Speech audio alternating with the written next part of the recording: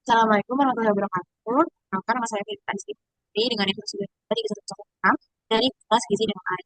Dari ini, saya akan menjelaskan mengenai analisis pola pemberian makan bayi dengan metode IECF. Baik untuk latar belakangnya sendiri, pertama di sini adalah tingginya angka stunting akibat situasi yang menunjukkan peningkatan pada si anak sejak dini. Yang dimana PMDA seperti ASI eksklusif, MASI bergizi, dan ASI hingga usia 2 tahun menjadi langkah penting meskipun pelaksanaannya juga masih belum optimal. Nah, untuk upaya pencegahan stunting dilakukanlah analisis infant and child feeding atau ECF yang menilai pola makan anak melalui indikator MDD, MFF, dan MMFF. Hasilnya menggambarkan status minim acceptable diet atau MAD sebagai dasar peningkatan kualitas pemberian makanan. Nah, untuk metode ICF sendiri, yang dimana metode ini adalah konsep yang mencakup standar dan indikator tentang cara pemberian ASI dan MPASI yang tepat sesuai dengan kebutuhan anak. Dan penerapan ICF yang baik juga berperan penting dalam mendukung pertumbuhan fisik, perkembangan kognitif, dan juga daya tahan tubuh anak. Serta keberhasilan penerapan metode ICF ini juga dipengaruhi oleh beberapa hal. Ada pengetahuan ibu, keluarga, tenaga kesehatan, serta faktor sosial dan ekonomi, serta faktor budaya. Nah, untuk MDD sendiri itu biasanya digunakan untuk mengukur keragaman asupan makan anak usia 6 sampai 23 bulan. Dan anak dikatakan memiliki MDD jika mengonsumsi kurang lebih dari sama dengan 5 dari 8 kelompok pangan WHO dalam 24 jam terakhir. Yang dimana untuk MDD yang tinggi itu menandakan asupan zat gizi makro dan mikro yang lebih tinggi. Serta resiko stunting dan anemia juga menjadi lebih tinggi. Kemudian yang kedua ada MMF. Nah, MMF ini menggambarkan kecukupan frekuensi makan untuk memenuhi kebutuhan energi dan gizi anak. Dan untuk standar WHO dari MMF sendiri terakhir, kemudian ada MMFF, di mana untuk MMFF ini itu menilai frekuensi konsumsi susu pada anak usia 6 sampai 23 bulan yang tidak lagi disusui atau non ASI. Dan anak memenuhi MMFF jika menerima lebih dari sama dengan 2 kali susu atau produk olahannya dalam 24 jam. Nah, kemudian untuk identitas responden yang kami datangi terlampir, berikut untuk hasil food recall responden. Yang pertama dapat disimpulkan bahwasannya anak KYA ini mengonsumsi MPASI 3 kali sehari. Kemudian jumlah makanannya diukur menggunakan ukuran rumah tangga atau URT berdasarkan perkiraan dari ibunya. Kemudian kami konversi ke dalam gram menggunakan buku foto makanan. Dan yang ketiga juga anak KYA ini masih menerima ASI di beberapa kali sehari, di pagi, siang, sore, dan juga malam. Dan untuk pola makannya juga sudah teratur dan sesuai kebutuhan untuk anak usia 12 bulan. Nah, untuk analisis indikator MDD-nya sendiri, untuk responden KYA ini mengonsumsi 6 jenis makanan. Ada nasi kentang, roti coklat, abon ayam, telur, dan juga ASI. Yang dimana makanan tersebut mencakup 4 dari 8 kelompok pangan WHO. Ada kategori ASI, serili atau ubi, daging, dan juga telur.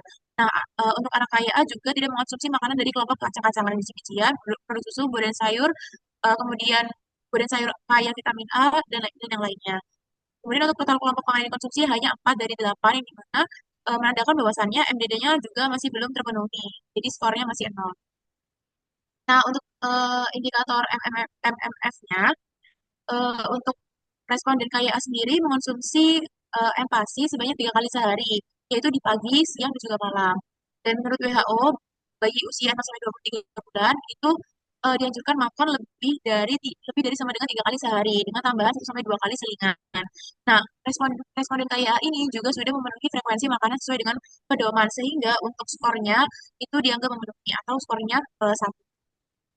Nah, untuk indikator MMFF, itu responden KIA itu menerima ASI sebanyak 4 kali, yaitu di pagi, siang, sore, dan juga malam sebelum tidur. Nah, untuk usia 12 bulan, ASI ini tetap menjadi sumber penting energi, protein, lemak, dan juga zat gizi mikro yang mendukung pertumbuhan anak. Kemudian untuk analisis pemenuhan MAD-nya, di sini untuk skor MAD-nya itu ada dua, yaitu diperoleh dari indikator MDD-nya itu skornya 0, MFF-nya itu 1, dan MMFF itu 1. Sehingga jika dijumlahkan, kita mendapat skor 2. Yang dimana anak kaya ini belum sepenuhnya memenuhi pola makan minimum sesuai dengan standar yang ditetapkan oleh WHO. Seperti itu. Nah, untuk rekomendasi untuk ibu dan balita, dari hasil analisis pemenuhan MAD pertama, disarankan untuk menambah variasi kelompok makanan, yang dimana kita bisa memberikan sumber protein hewani dan nabati seperti ikan, telur, tempe, tahu, atau ayam secara bertahap kepada anak supaya anak menjadi terbiasa. Kemudian yang kedua, kita bisa menggunakan bahan lokal dan musiman seperti sayuran hijau, buah, umbi-umbian, yang dimana makanan-makanan tersebut dapat menambah gizi tapi tidak menambah biaya. Nah, kemudian yang ketiga, kita bisa mengkreasikan penyajian makanan, yang dimana kita bisa membuat tampilan makanan jadi lebih menarik, baik dari segi variasi, warna, ataupun campuran dari sayur atau buah untuk meningkatkan selera makan anak seperti itu. Yang dimana rekomendasi ini juga harapannya dapat membantu ibu menyediakan beragam dan bergizi seimbang dengan memanfaatkan bahan lokal dan kreativitas penyajian untuk meningkatkan MDD sebagai bagian dari MAD. Untuk kekurangan dan kelebihan metode ICF sendiri, untuk metode ICF ini efektif menjaga keteraturan pola makan dan kecukupan gizi anak. Dengan metode MMF dan MMFF terpenuhi sesuai standar WHO. Terus metode ini juga hemat biaya, mudah diterapkan, dapat menggunakan bahan lokal, membentuk kebiasaan makan baik, serta fleksibel di berbagai kondisi sosial dan juga budaya.